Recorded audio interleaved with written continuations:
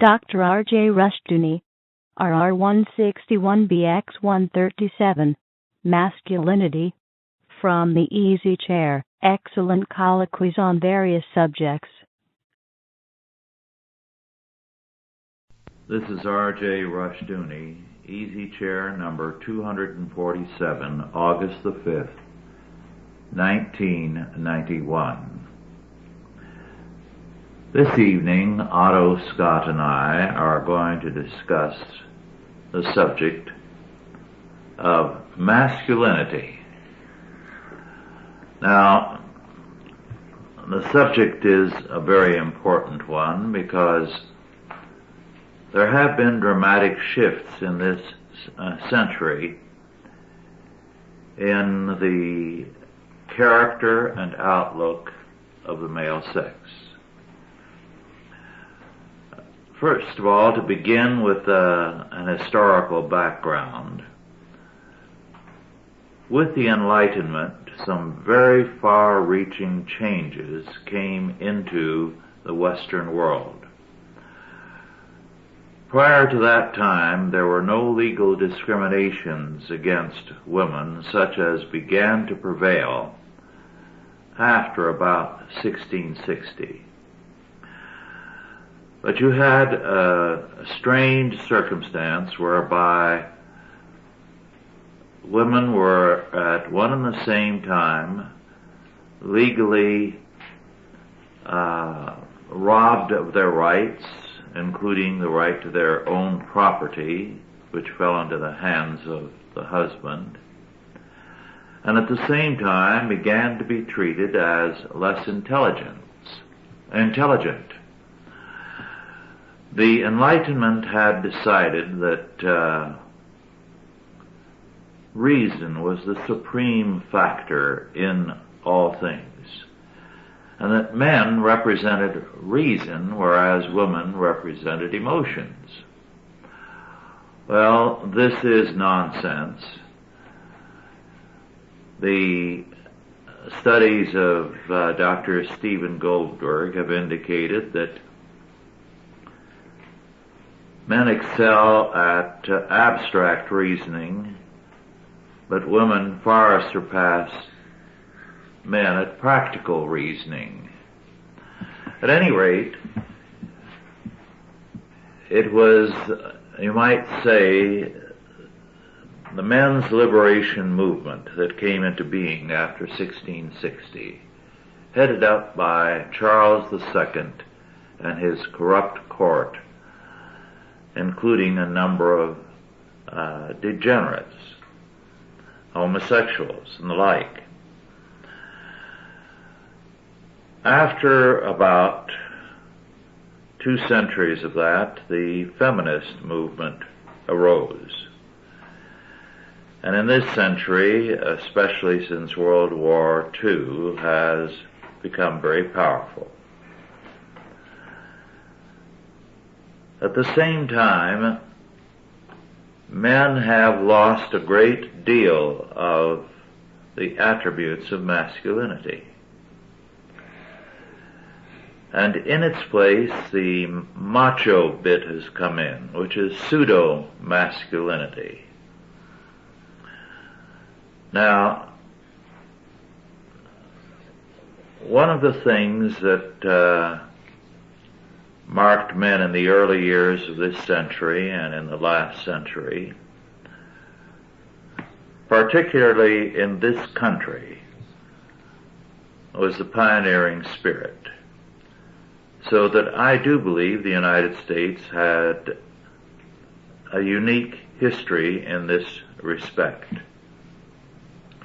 It's been fashionable in recent years to downplay the pioneering spirit.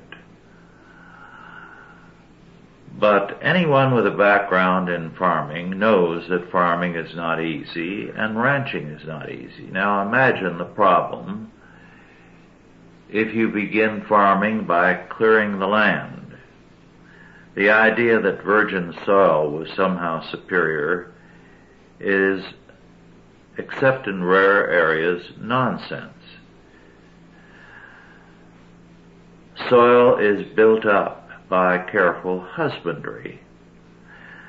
And the work of the American male from the early years until World War I and even II in many of the areas of this country was very hard work.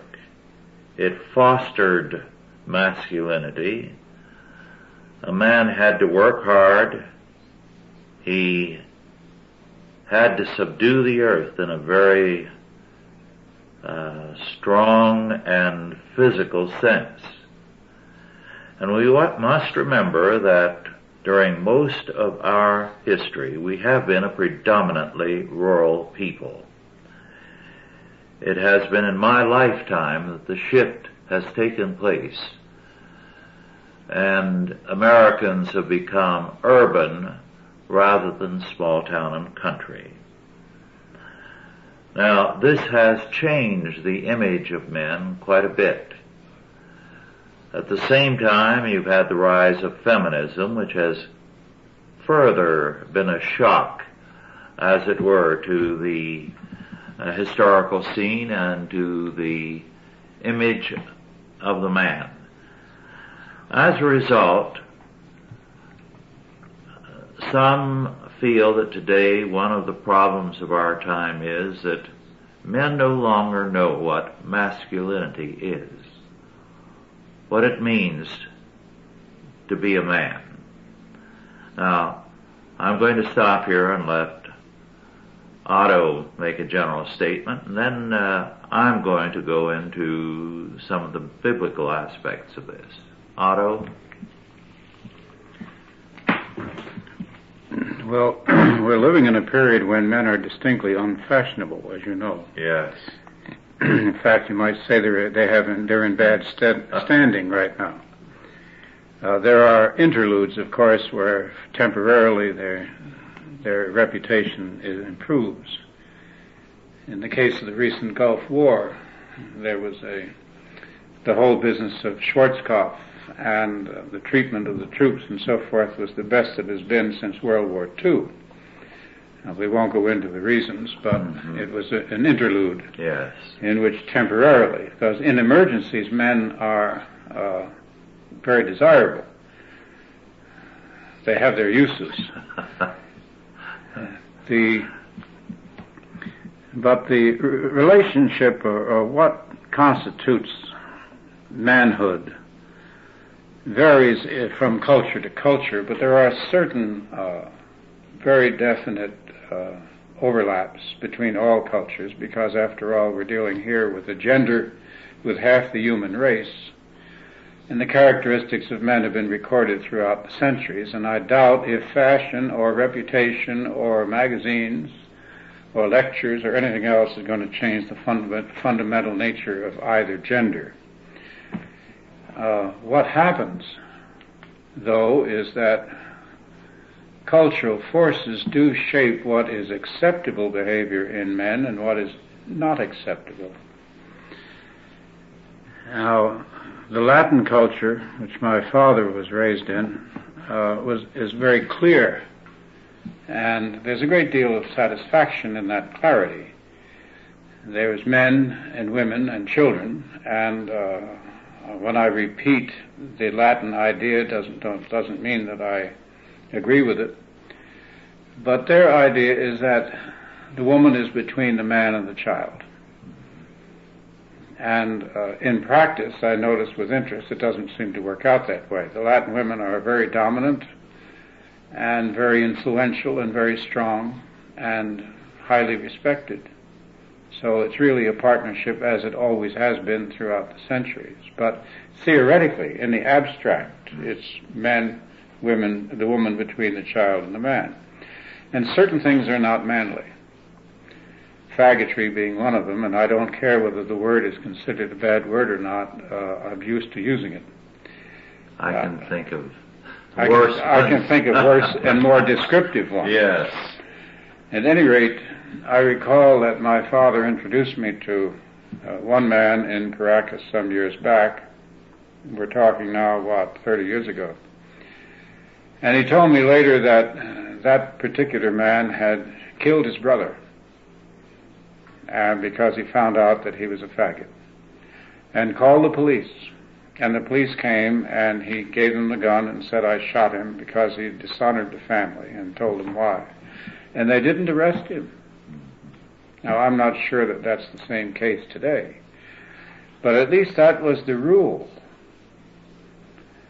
Now, as you know, there's an old historical theory to the effect that when faggotry is countenanced by a culture, when it is accepted, and even more than accepted, when it becomes fashionable, that is a sign of deep societal illness. Now, we're in that position. And as part of the process of being in that position, of course, puts us back into the pagan era. Very definitely we have returned to the pagan attitude toward sex and toward male behavior. The Romans, of course, made a distinction between the passive and the active. A Roman citizen who took a passive role in a homosexual relationship, even in the worst days of the empire, was stripped and punished. We've gone beyond that. We now say consenting adults are okay. So, in the process of moving into this position, which has been done within one generation, because, as you know, by 1945, homosexuality was illegal in every state and forbidden in all polite society and so forth, although it existed. It wasn't out of the closet. From 1945 until now, a generation and a half, it's not only out of the closet, but it's now demanding special privileges. And in the course of this transition, the masculine profile has become almost invisible. I doubt very much if the average father today is able to explain to his children, to his sons, what is manly and what is not. And my father had absolutely no doubt of what was manly, what was not, and managed to convey most of it to me with hardly a word. Mainly by example. There were certain things which you couldn't allow other people to do or to say to you, or you would betray yourself. You would not be a proper individual. And the essence was not bullying. It wasn't macho, as you said before. I mean, he used to say, don't pull out a gun in the living room. I mean, there's no need to have an argument or to prove how tough you are when there's no issue involved. But very definitely there are the qualities of courage, the qualities of honesty, qualities of character, which no proper man forgets. Mm-hmm. And yet, I doubt very much if you took a group of young people in the United States today and brought this subject up, they would be able to give you any sort of listing of what masculine characteristics are. It is interesting that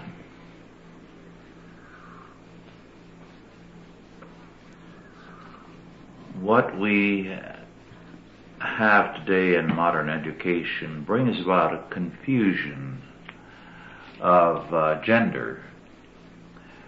They educate both boys and girls as though there were no difference between the two.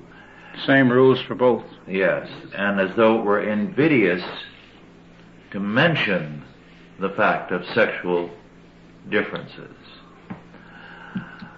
Now, that sort of thing warps boys and girls from their earliest years. They're not taught to be respectful. The old attitude did not demean women. Rather, it treated them with respect. And every boy was taught that it was his duty to be protective of girls. Oh, definitely. I mean, the language around girls was different, as it would be around your mother or your sister. Mm-hmm. You didn't treat them the same because they weren't the same. I mean, girls could say things to you that would get a boy a bloody nose very quickly. But now I understand they talk to each other in uninhibited terms. Yes. I couldn't describe to you what conversations I have heard between men and women and girls and boys. One of the things that, to get back to the Enlightenment that they did in saying men represented reason and women emotion, was to turn away from the education of women, to treat them as incapable of learning on the same level, and also to pamper them. The pampering of women began with their legal deprivation. Women as pets? Yes. And they were told they were more sensitive, which is something I thoroughly doubt. Women are not more sensitive than men. That's, I think, a myth. In fact, in some respects, women have greater toughness. I'm not talking about the physical sense, but in their ability to take things. Well, blood doesn't surprise them. No. And as some women have said, their husbands cringe with horror at any kind of close examination by a doctor, such as for prostate problems, whereas women go to a gynecologist and submit to far more.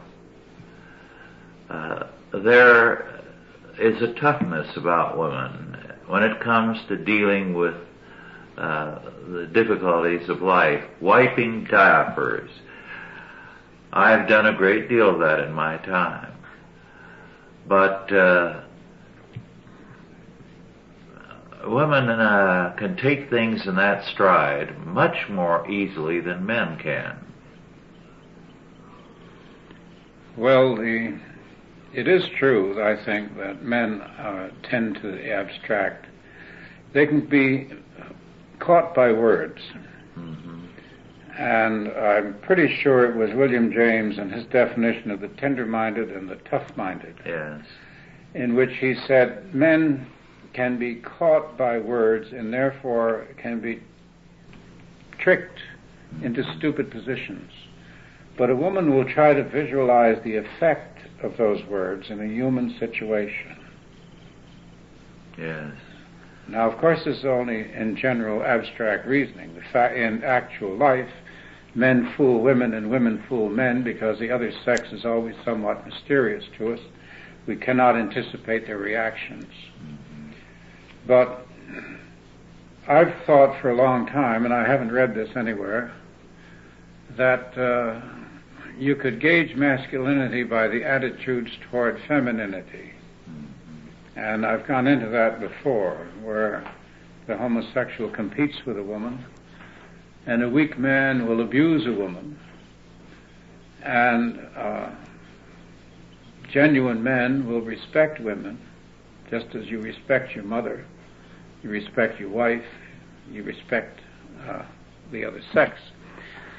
And when it comes to the whole business of respect, to take advantage of women is an unmasculine sort of thing to do, because you cannot use your full strength against a woman physically, and one shouldn't do it intellectually either, because that is an abandonment of the restrictions which every man has to put upon himself.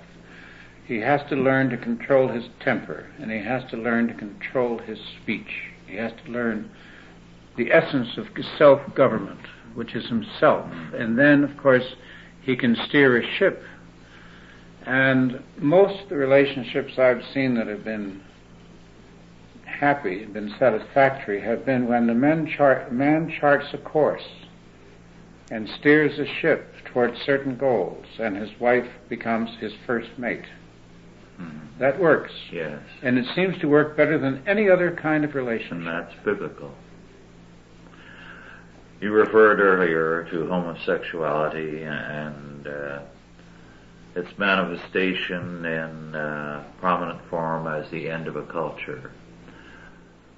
St. Paul, in the first chapter of Romans, tells us precisely that. He describes homosexuality and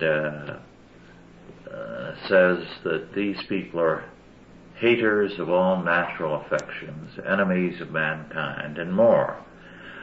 But the text there in the English versions is usually faulty, because when we are told that they burned with lust one for another, the literal reading of the Greek is they burned out. They burned out. Yes. It portrays homosexuality as the burning out of man. Interesting. It's the end of man. It is his embers.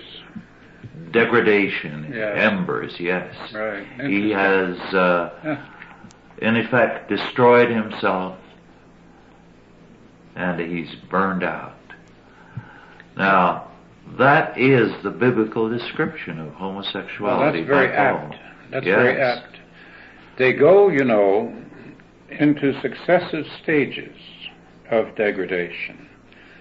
They move from the sexual into the sadistic. That's where the whip and the leather crowd comes in. Yes.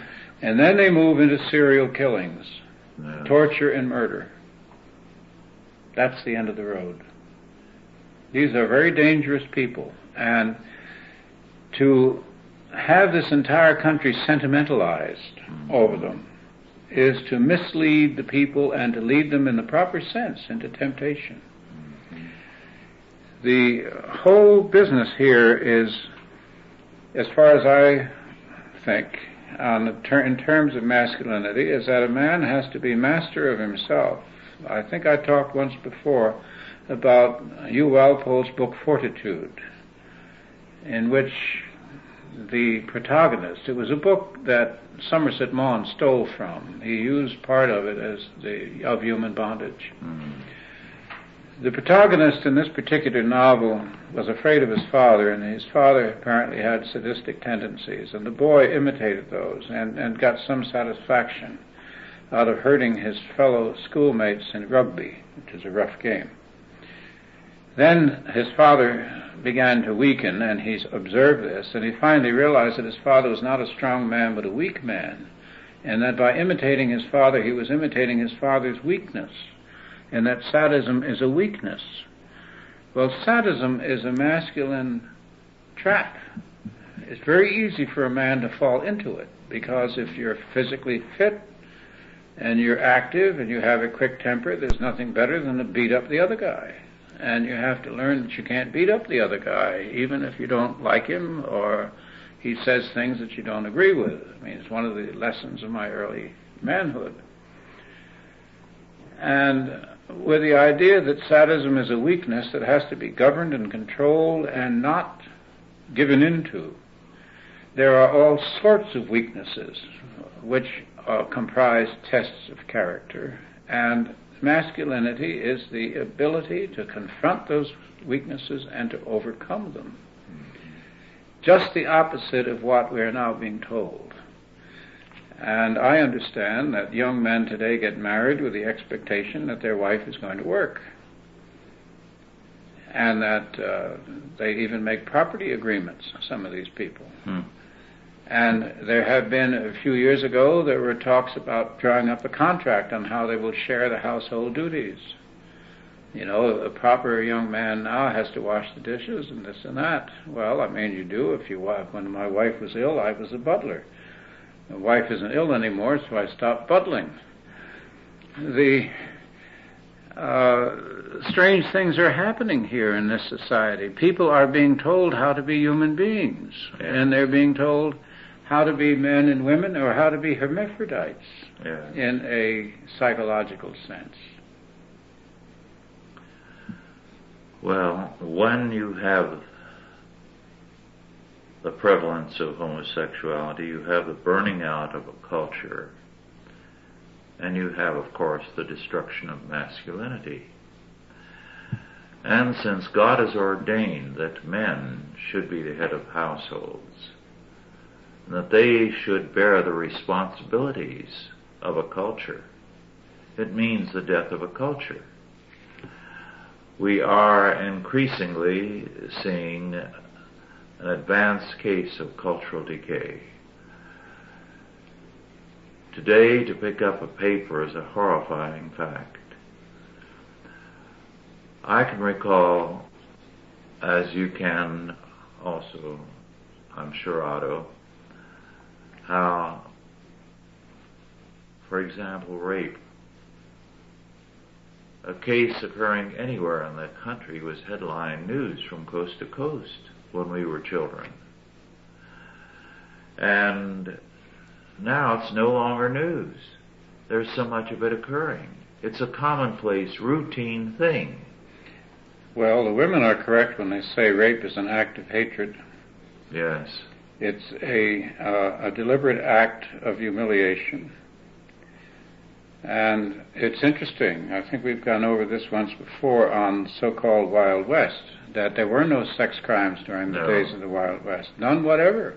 No. And yet every one of our Western movies show rape as a central theme. Mm-hmm. These people are trashing our history, they're distorting our history, and in that way making what is contemporary seem normal. Mm-hmm. Instead of a decline. Well, when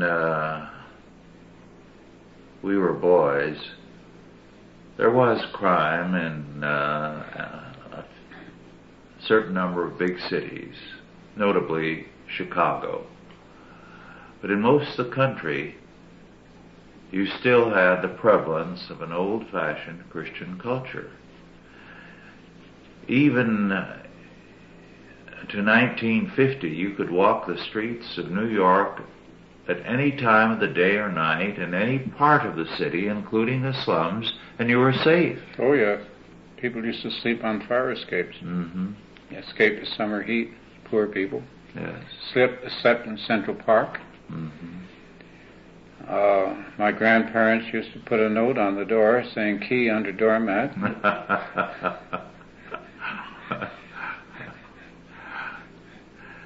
Yes. That was routine. Thefts were rare in most places. That's true.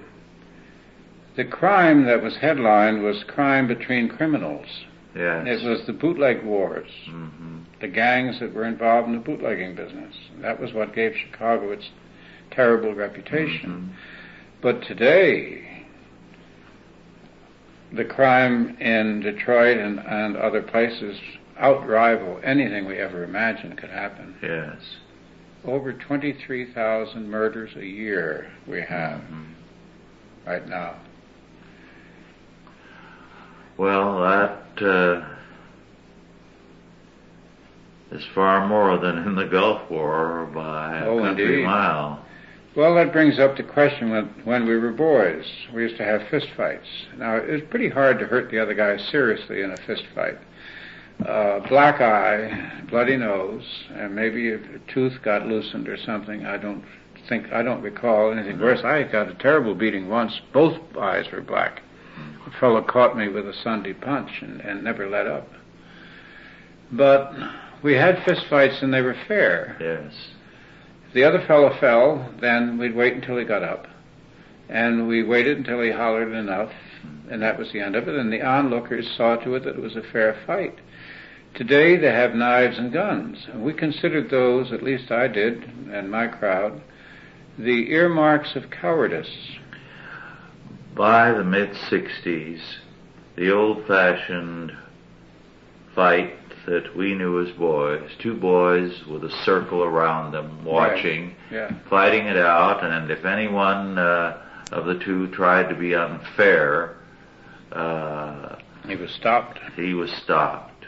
he was stopped.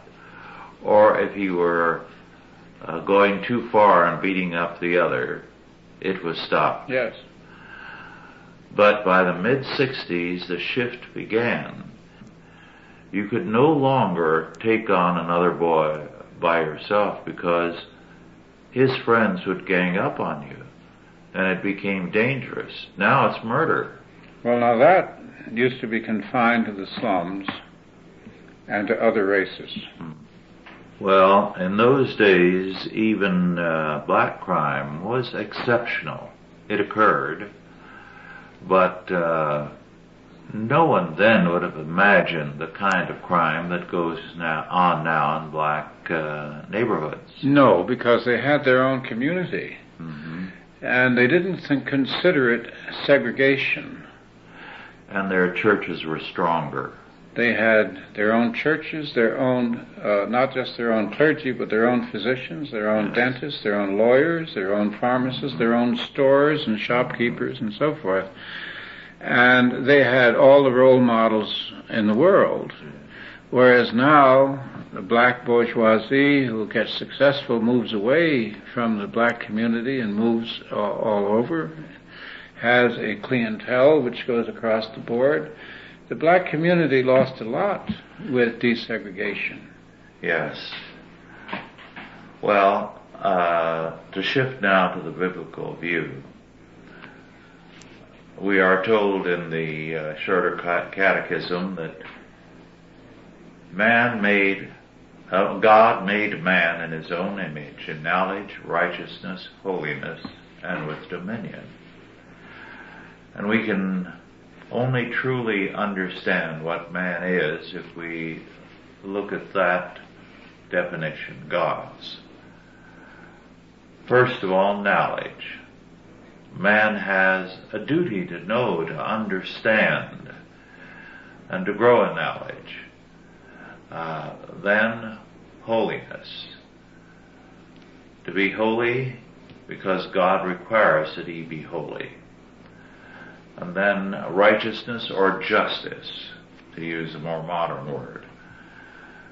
Man was created to represent God's justice on earth. And dominion, not domination, but dominion, to exercise dominion under God and to subdue the earth. Well, man has been busy trying to redefine himself. One statist educator who is not a Christian said a few years ago that, and this was early in the 70s, he saw nothing good ahead because a very popular book of the time was being used in the schools extensively, The Naked Ape. Oh, yes. And he said, if this is the role model we give to our students, we are in trouble. Because we strip them of all morality, of all meaning and purpose, and we tell them, do your own thing. Become the animal you have been taught that you are. And of course he was right. We have seen that fulfilled very clearly. Well, the rules of the game have been swept away and nothing remains but the game. Now, a game without rules turns into something pretty messy. Yes. And this is where we are. Everybody that came here in this country came as a part, you might say, of a culture in Europe. And the cultures of Europe were not synonymous, but they were all Christian. Mm-hmm. And even Latin America has a Christian culture which held it together throughout all the rest of its turbulent history. And as I say, the Latins and the Mediterranean people who came here have managed to hold together the family structure much longer and much more cohesively than have Northern Europeans. You might almost say the Protestant culture has not done as well in holding the family together as the Catholic culture. And I think that's very interesting. It's something that is never mentioned in the sociology books that I've seen in the United States. The sociologists here attempt to describe a society without religion, which of course means like describing algebra without the x. Mm-hmm. A society without a religion and a society with religion is the difference between night and day. And we are still aware of the fact that Italian families, for instance, and Latin families have very strong extended family situations. It's not necessarily true of those of English or Irish or German descent, because the families have disintegrated to a very great extent. This was a very difficult country for the Irish in particular, because the men came over, and Ireland itself is a man's country. But the Irish that came over were uneducated and unskilled, and therefore the men were at a disadvantage. Their wives had to go to work as maids and cooks and so forth, and they had the same sort of displacement of the male-female relationship that happened to the black families. And it took the Irish a long time to adjust the balance. Now you're no longer aware of an Irish community in the United States. They have integrated into the American community at large, and their family relationships reflect the family as a whole. The historian Osmond wrote a book just a few years ago, When Fathers Ruled.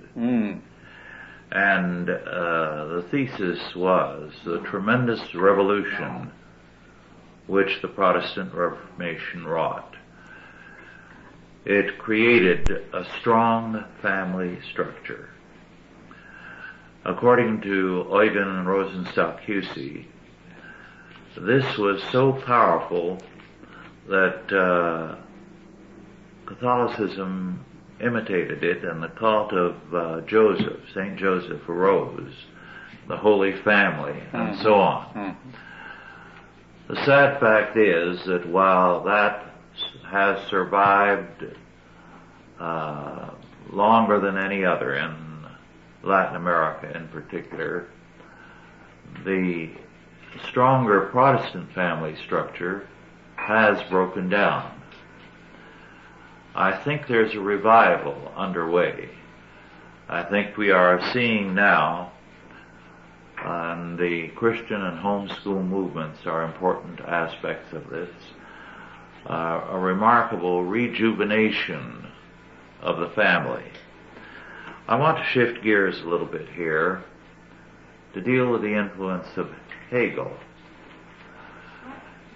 Hegel posited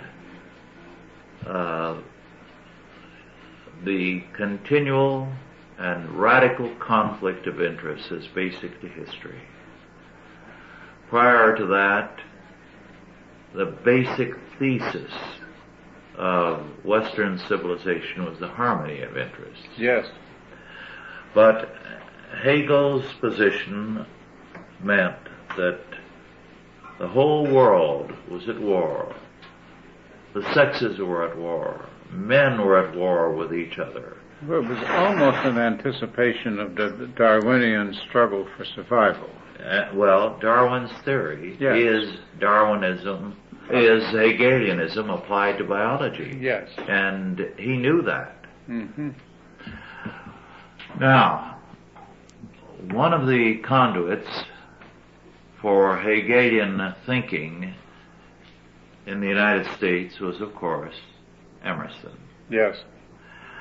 And so the idea of the war of the sexes was promoted here. And feminism was one consequence of that. Well, you're anticipating our next topic. I am. But the devastation that Hegel's thesis wrought in family life throughout the Western world, and now, because of our universities throughout the world, is incredible. Well, in a way, it was also a trickle-down philosophy. Yes. The aristocracy always lived differently. And one of the attributes of the aristocrat was that he was not bound by fashion or by rules. He could do what he chose. He couldn't lose his status by misbehavior. That was one of the, and it did, of course, produce great individuals and also terrible individuals in its heyday.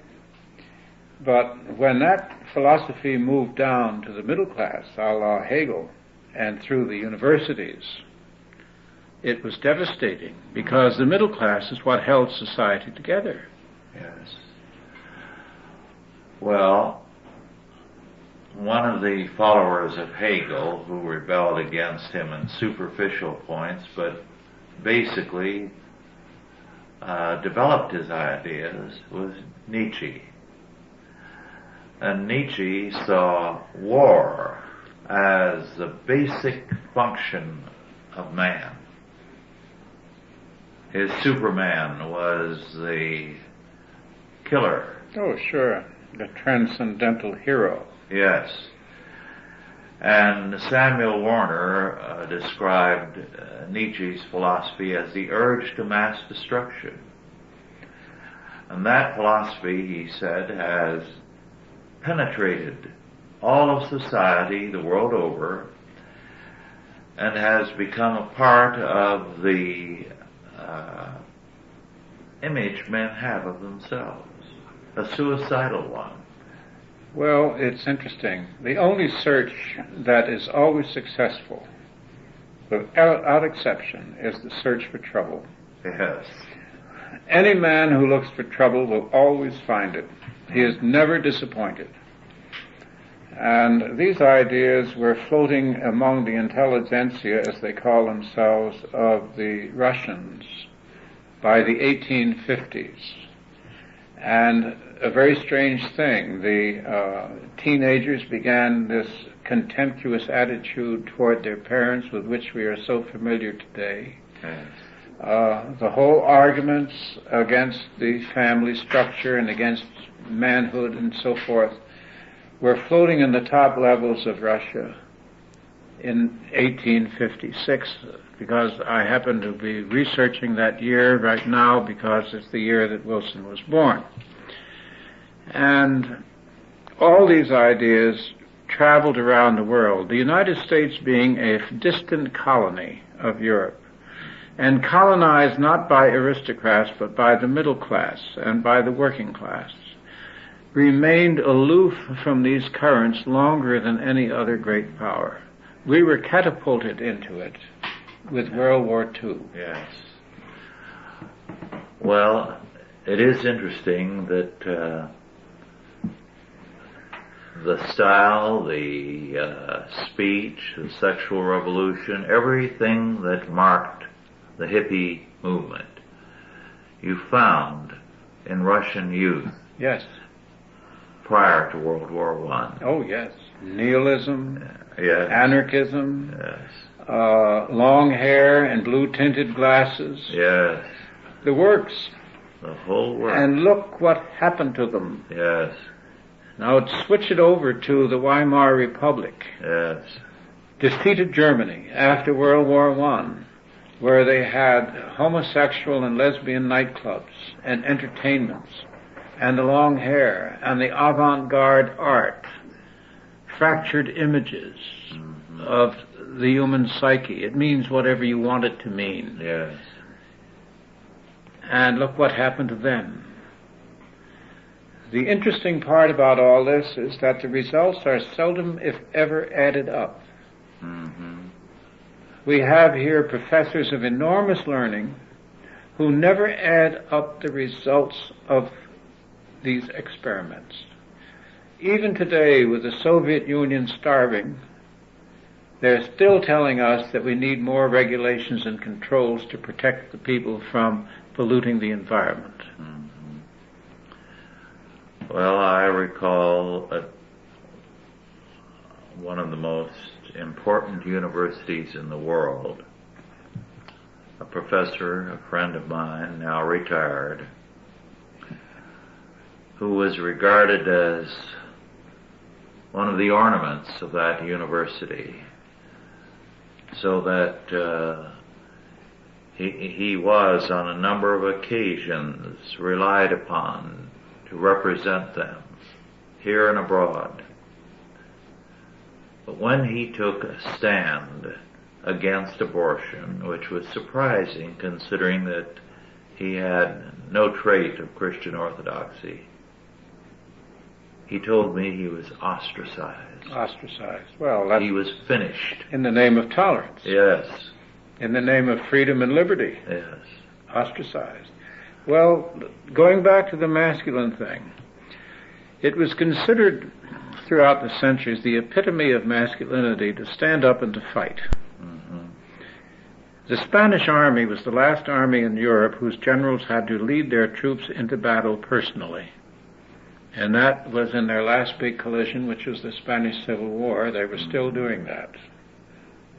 The practice had been abandoned by other countries.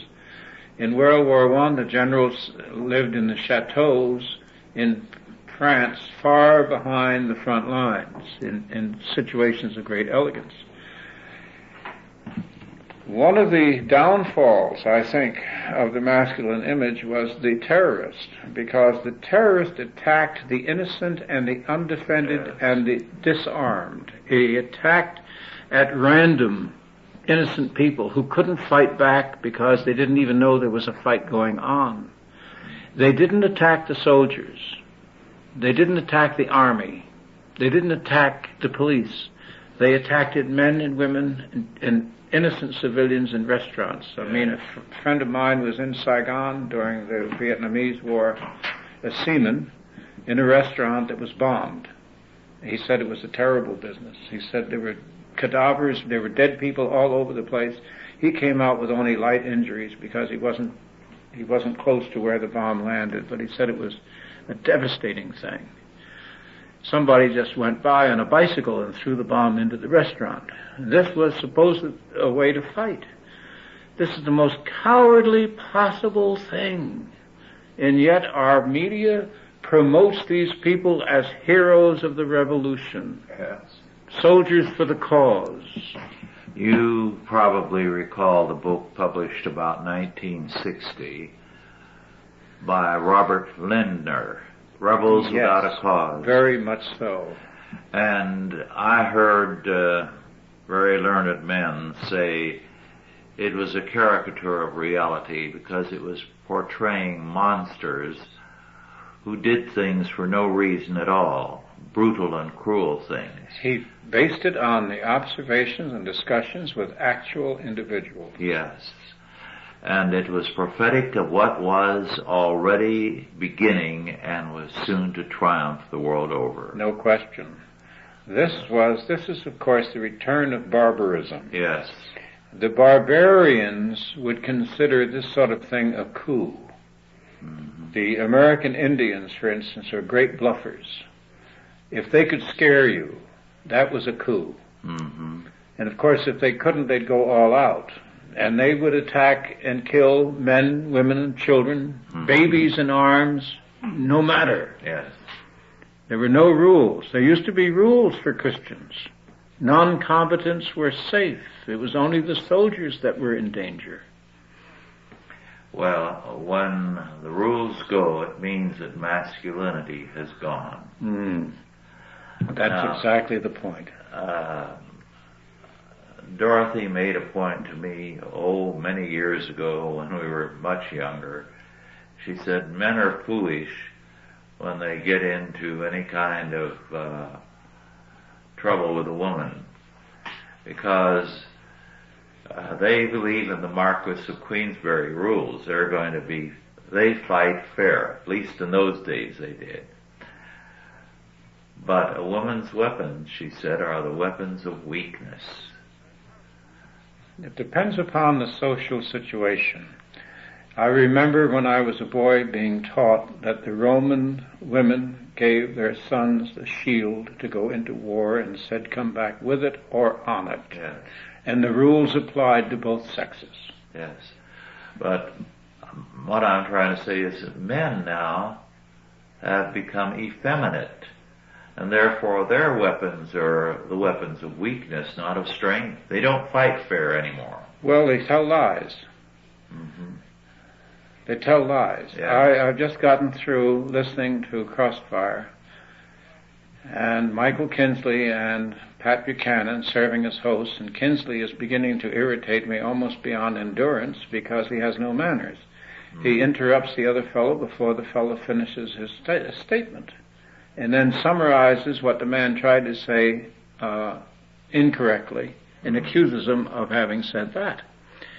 At any rate, it was degenerated this time into a shouting match, and there was an English Marxist named Christopher Hitchens, who writes for The Nation, who was interrupting Ed Meese.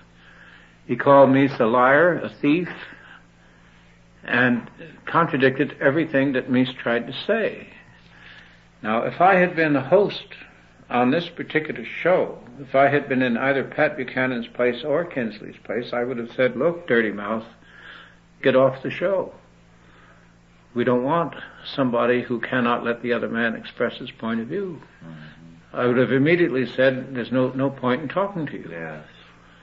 But we have so much forgotten the rules that any statement is allowed. Any kind of argument is allowed. Just like fishwives. Not like men at all. If you go and speak at a university, which I will no longer do, the professor who is the chairman or the student body official who is the chairman of the meeting doesn't have the courage to tell unruly persons to shut up or to instruct somebody to put them out.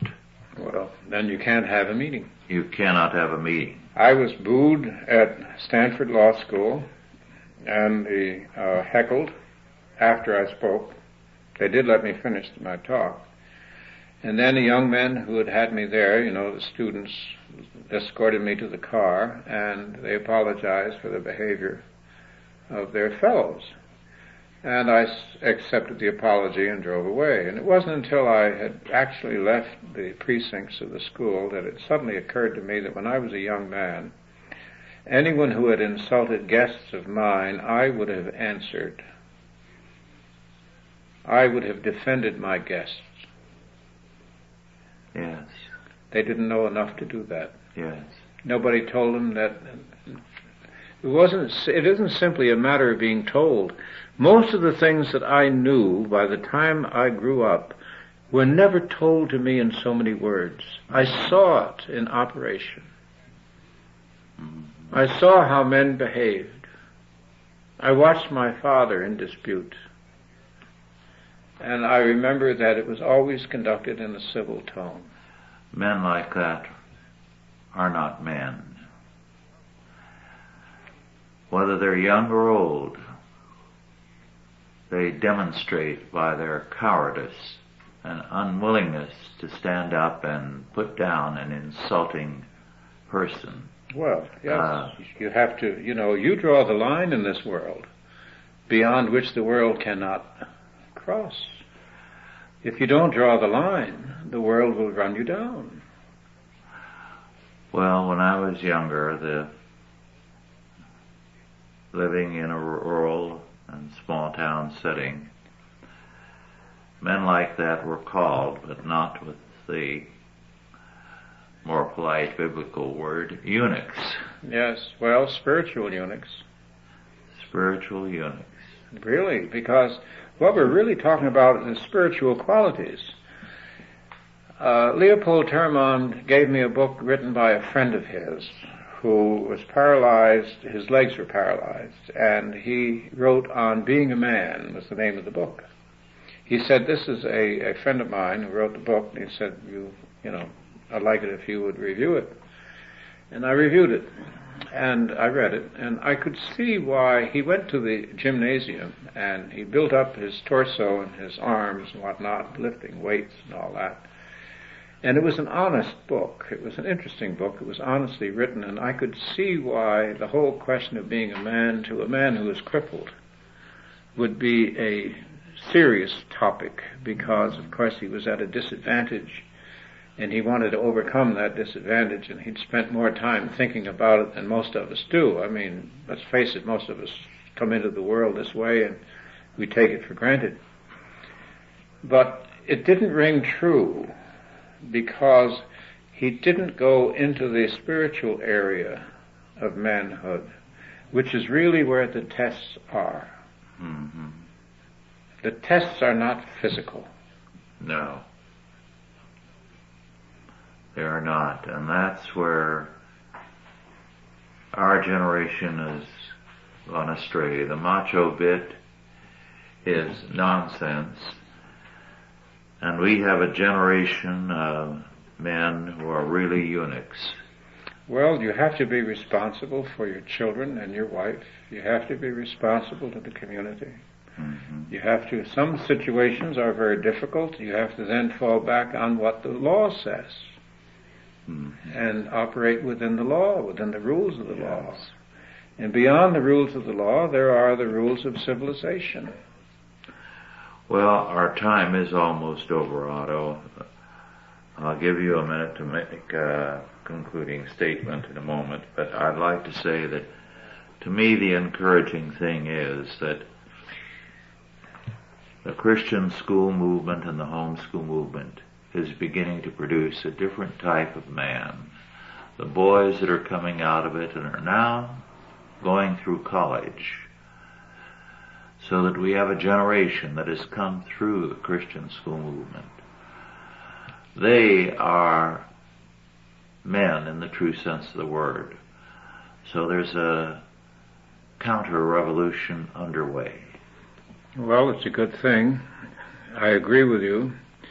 And I must say also that to be a Christian in this country at this time is to meet a heavy test.